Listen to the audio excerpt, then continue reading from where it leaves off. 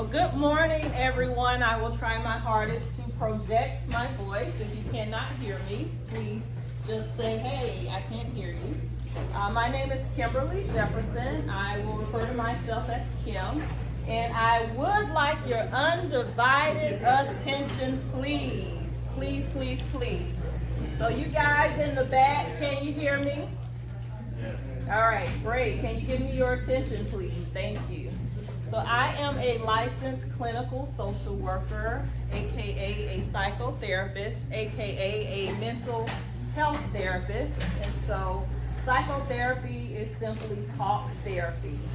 So I have a practice by the name of Reborn Counseling where I see individuals, I see couples, I see families, and we talk about mental health issues, life issues, family issues, career issues, personal issues, any type of issue you can really think of. And so this is significant because September is National Suicide Prevention Month. So our focus today is changing the narrative. You know, we're going to really focus on suicide prevention. Does anyone know what suicide is? Trying to take yourself, trying to take your life. Take your life? Yes. Yes, yes. It's taking your own life, and it ends in, of course, death, right? And so we want to prevent that at all costs. And so that's what we will be focusing on. So suicide, again, defined as death caused by self-directed injurious behavior with the intent to die as a result of that behavior. Does anyone in here know anyone who has ever attempted suicide? That's quite a few hands. Yeah.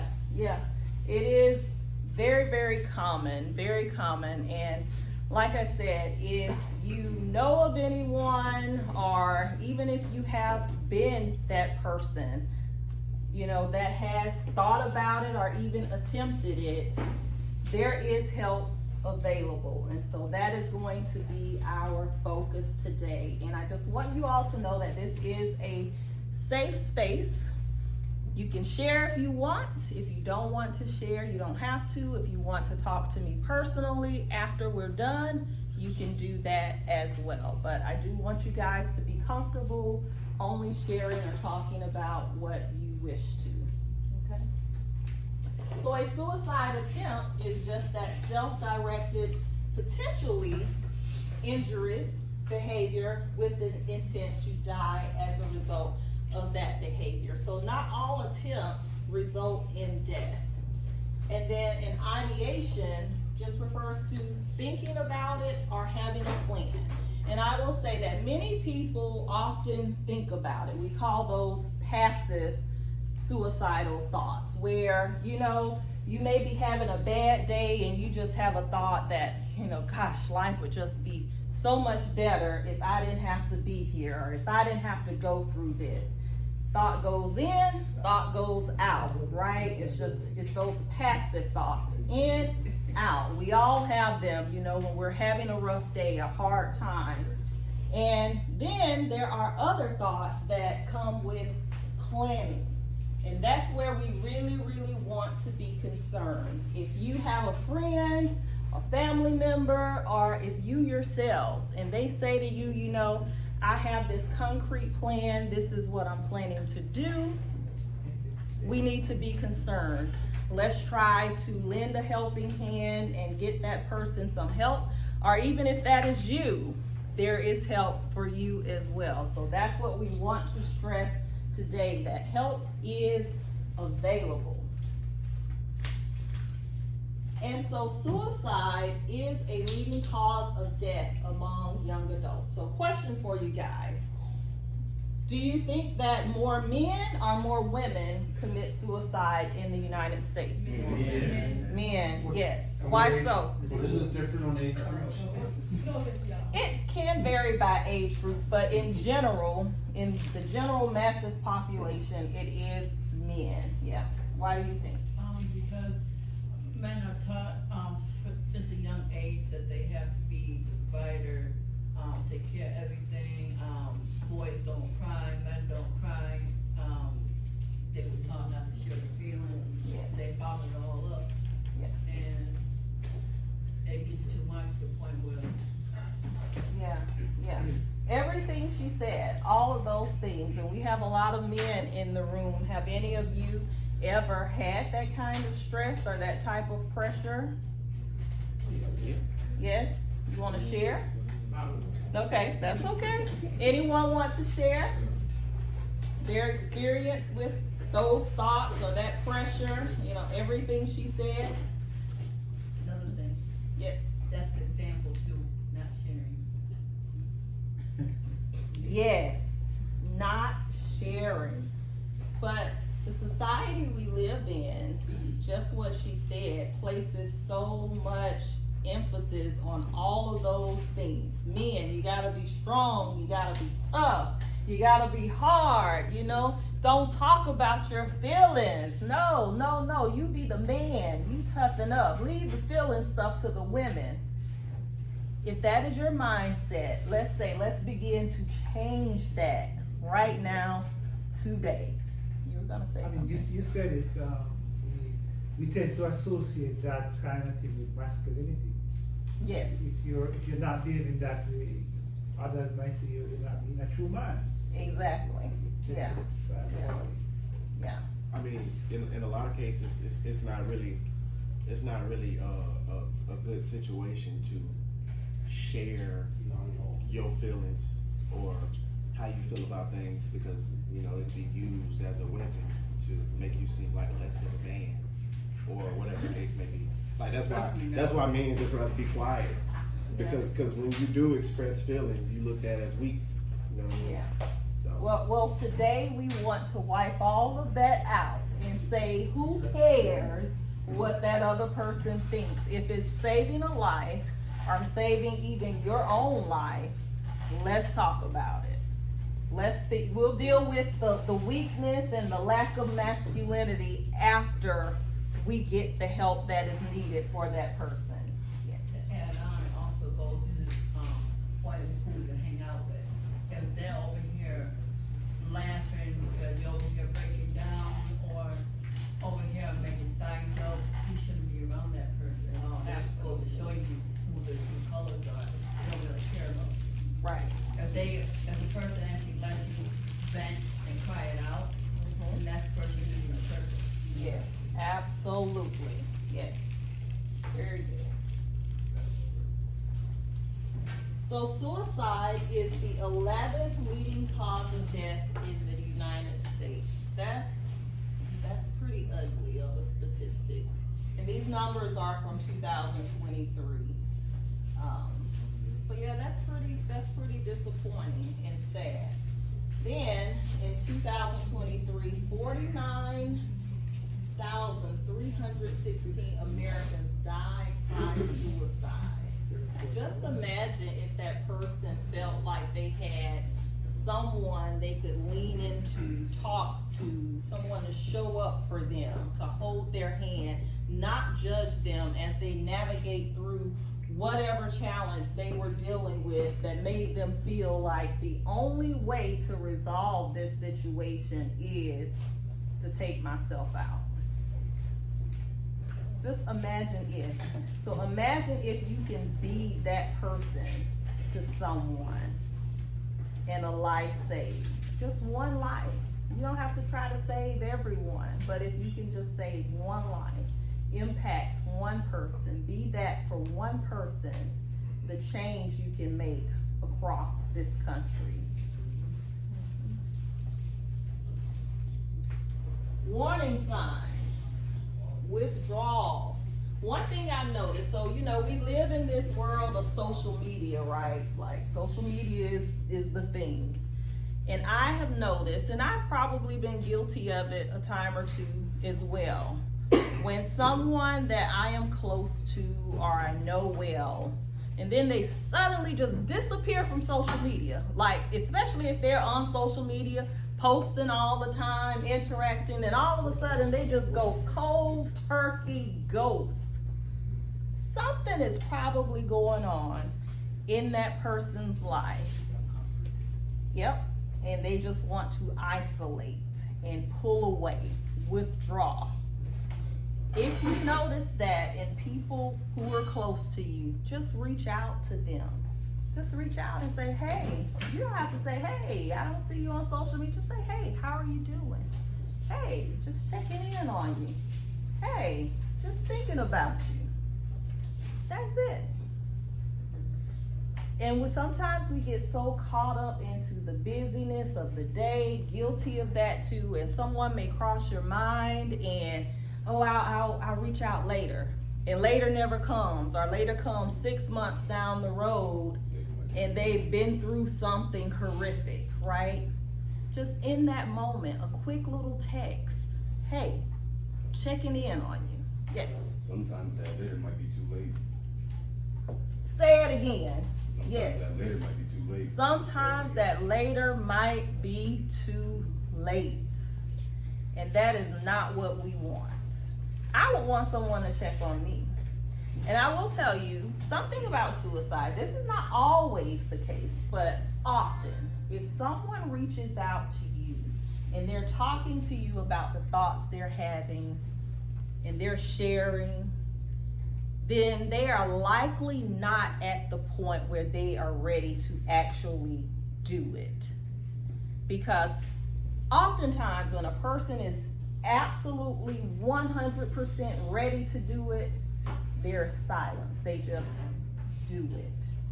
But if that person is reaching out to you and they're sharing about it, engage, talk to them, help them, call someone, call a therapist. You know, they have to be willing to go, but at least show up for them if they are being open and transparent about sharing what they are thinking about.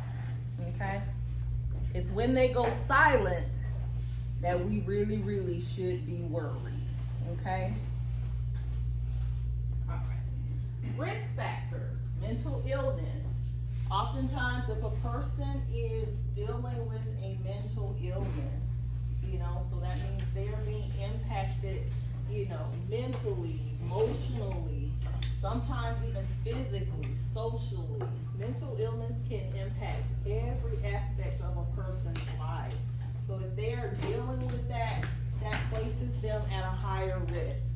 The same for substance use, trauma, social isolation. So it is very important, as I said, that we offer that listening ear and that we are not judging them.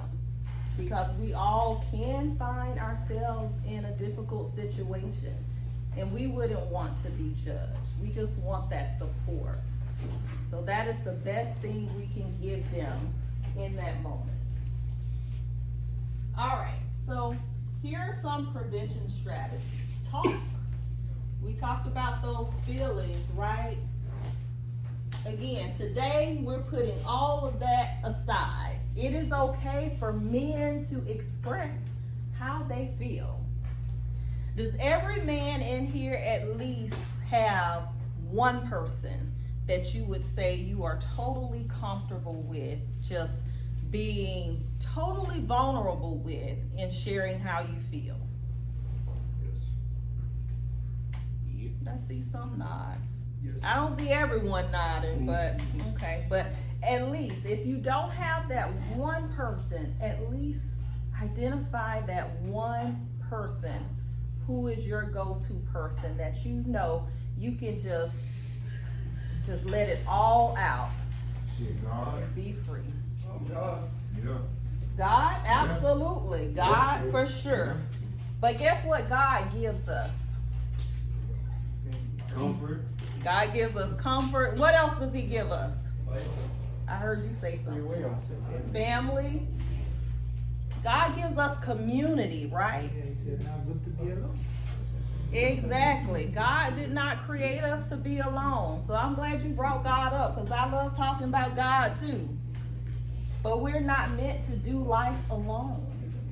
So he wants us to have someone that we can connect with. Even if you don't believe in God, you should still have community.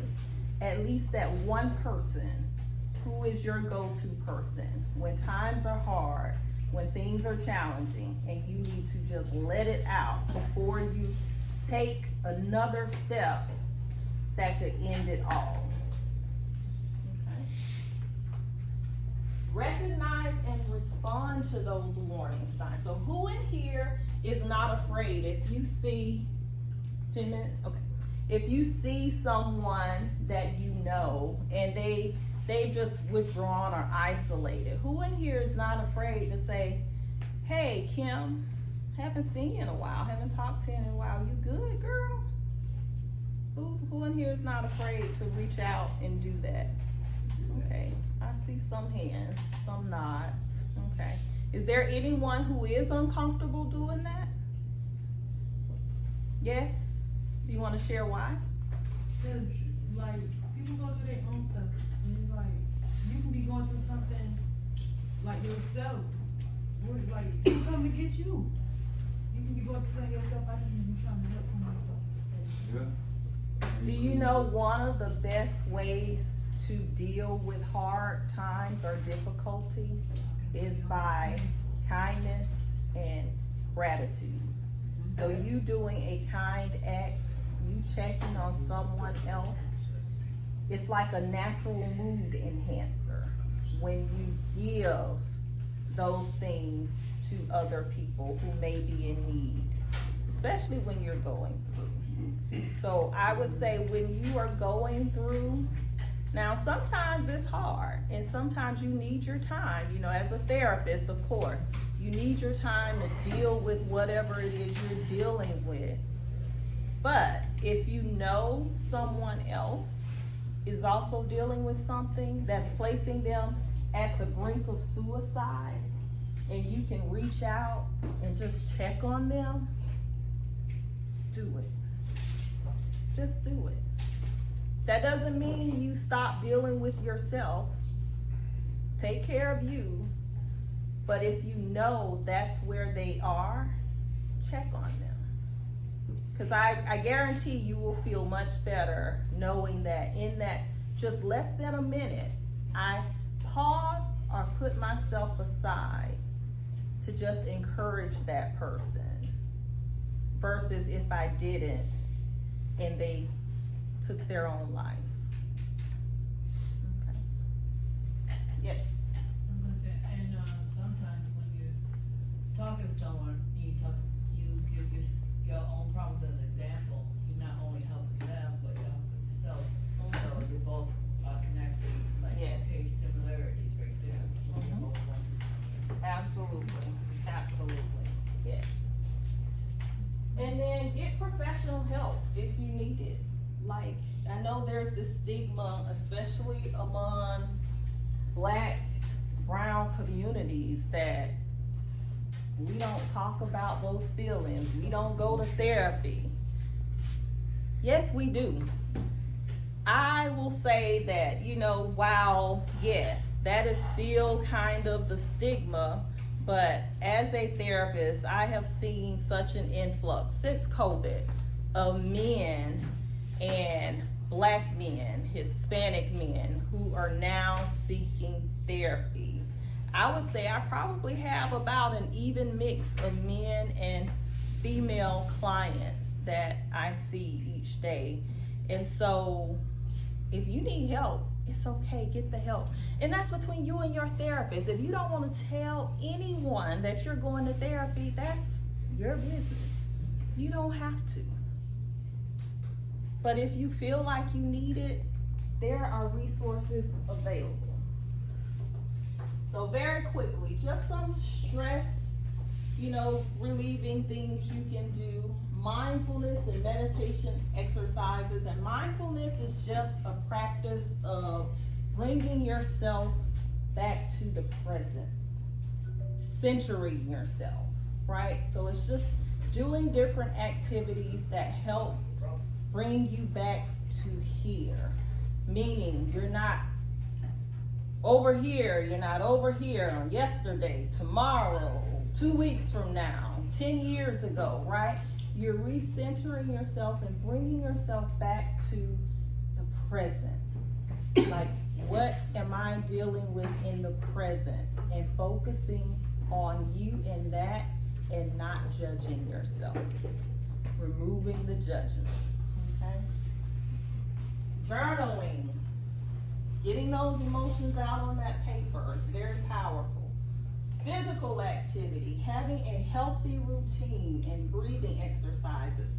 I place emphasis on the healthy routine. Like if you don't have a good solid morning routine and a night routine, create one, because essentially you are building the foundation for your day in the morning, establishing how you want to think and feel and go about your day. And then at night, that's where you're doing your reflecting. What was good about today? What was hard about today? What can I do better tomorrow? And decluttering your brain, getting those things out, putting them onto paper so that you can now relax, try to have a good night's sleep, and then do it all again tomorrow. So we've kind of talked about these, but some tools. Support. Get your one person. Set some small achievable goals. If you are struggling, how can I navigate through this situation without overwhelming myself? Set some small achievable goals, small things, and just focus on just the process. This task, this task, this task. Not on that big thing that's sitting over here that you're trying to get to. You will get there if you complete all of the tasks that are needed in order to get there. Therapy, of course, and if you need medication, as a therapist, I support medication. It is okay to see a psychiatrist or a psychiatric nurse practitioner or talk to your primary care doctor. Sometimes medication is necessary to regulate your brain and to calm those thoughts. Messes you up more though. Like, So sometimes it can take a while. Yeah.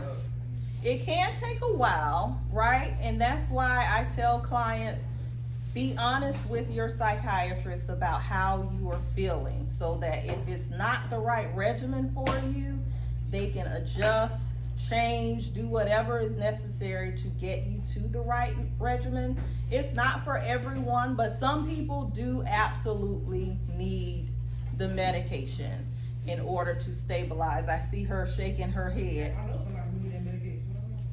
Yeah, yeah. It is necessary for some people. All right, then we talked about those. And then, here are some other resources. We kind of touched on all of that too, but I want to make sure you guys see this. And Miss Stephanie has the slides too. If anyone needs these resources, she can print them. But the main one, 988, Never Sleeps. Available 365, 24/7. If you are in a crisis or you are having those thoughts and you need to let it out to someone, 988. There's someone on the other end that is available to support you right in that moment. Okay? Any questions or anything else you guys want to share?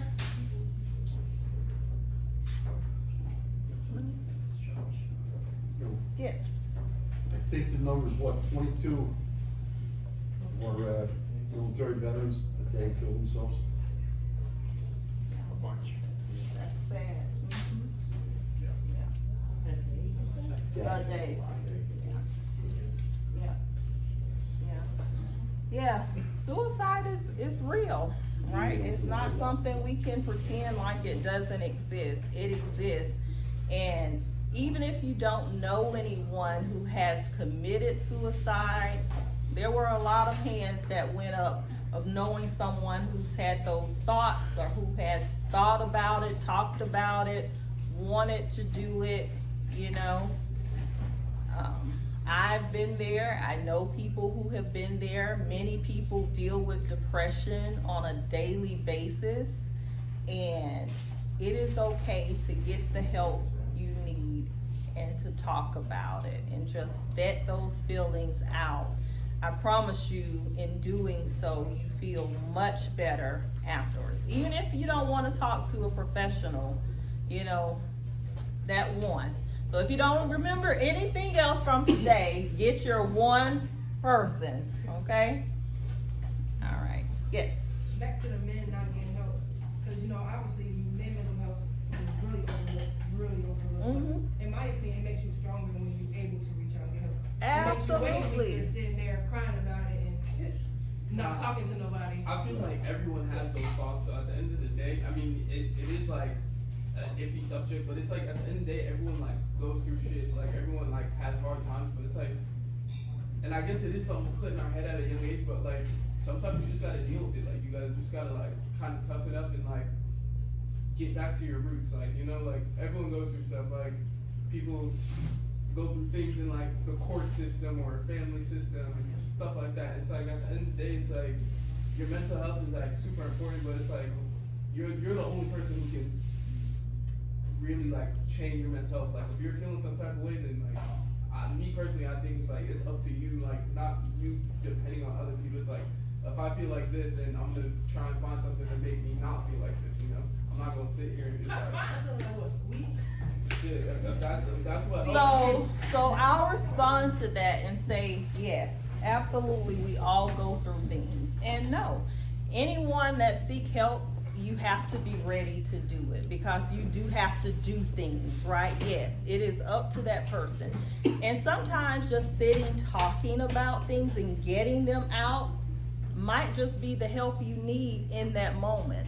But sometimes those issues are a lot deeper rooted, and you do need to actually see a therapist or even see a psychiatrist for more than just talking, so that you can get tools and resources, things that you can apply to your day-to-day life to help you better manage when those hard times come. Because yes, hard times are coming.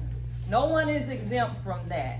But sometimes we don't know how to cope in those hard times. We may think we do, and we may think we are responding well, and then in reality, we're not. And so that is the purpose of when you talk to someone.